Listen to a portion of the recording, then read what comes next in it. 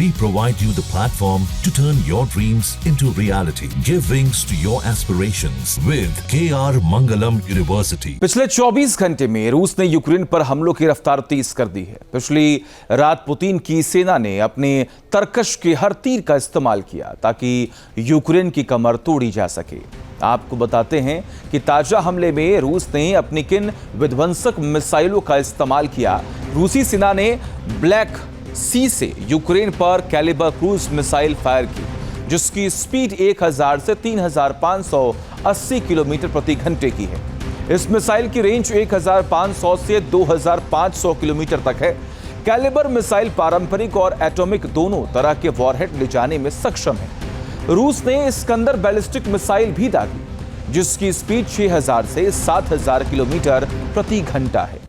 इस मिसाइल की रेंज 500 से 1000 किलोमीटर तक है। यह भी पारंपरिक और एटॉमिक दोनों तरह के वॉरहेड ले जाने में सक्षम है।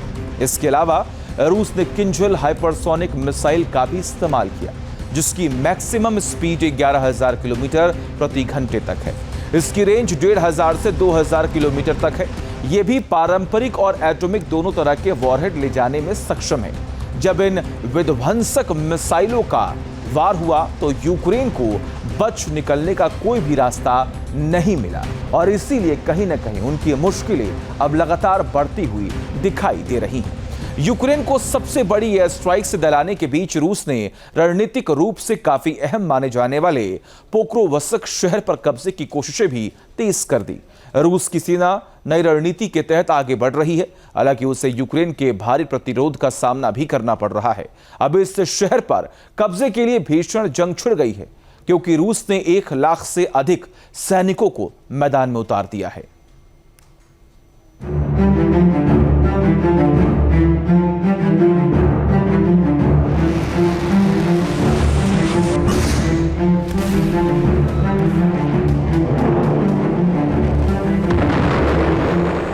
पिछले 1 साल से यूक्रेन का पोक्रोवस्क शहर जंग का अखाड़ा बना हुआ है।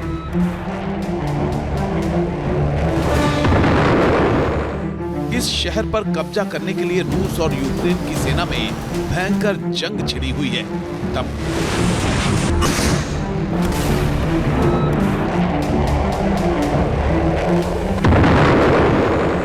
तमाम कोशिशों के बाद भी रूस इस शहर पर नियंत्रण नहीं कर सका है। रूस ने पिछले साल भी पोक्रोवस्क पर कब्जा करने के लिए बड़ा ऑपरेशन चलाया था। हालांकि यूक्रेनी आर्मी ने इस इलाके में रूसी ऑपरेशन को नाकाम कर दिया था। अब इस शहर को राष्ट्रपति पुतिन ने रूसी नक्शे में शामिल करने का मन बना लिया है।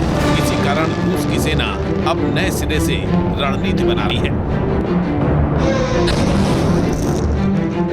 पूर्वी यूक्रेन के डोनेट्स्क इलाके का हिस्सा है।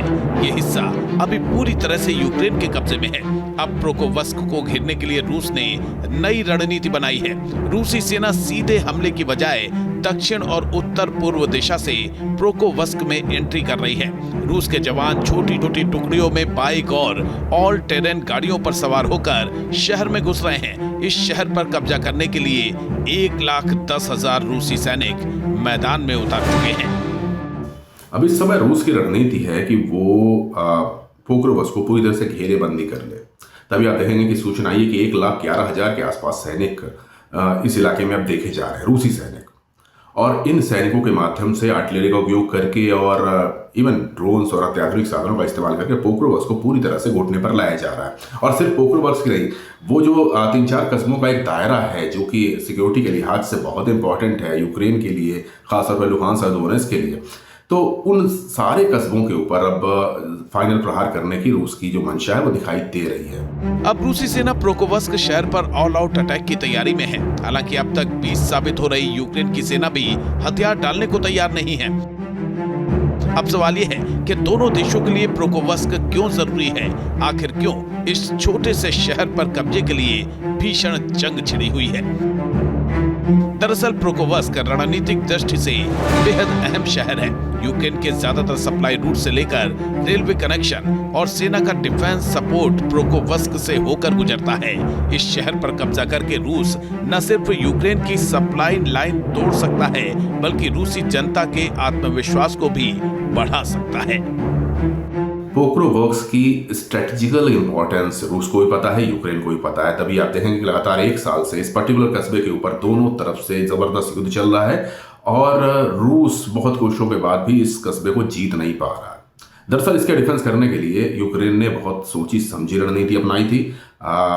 यहाँ पर पर्टिकुलर इलाके के ऊपर अपने ड्रोन ऑफेंसिव को मजबूत करके रखा था और बार बार रूस को मजबूर किया कि वो अपने अटैक्स का दायरा चेंज करें।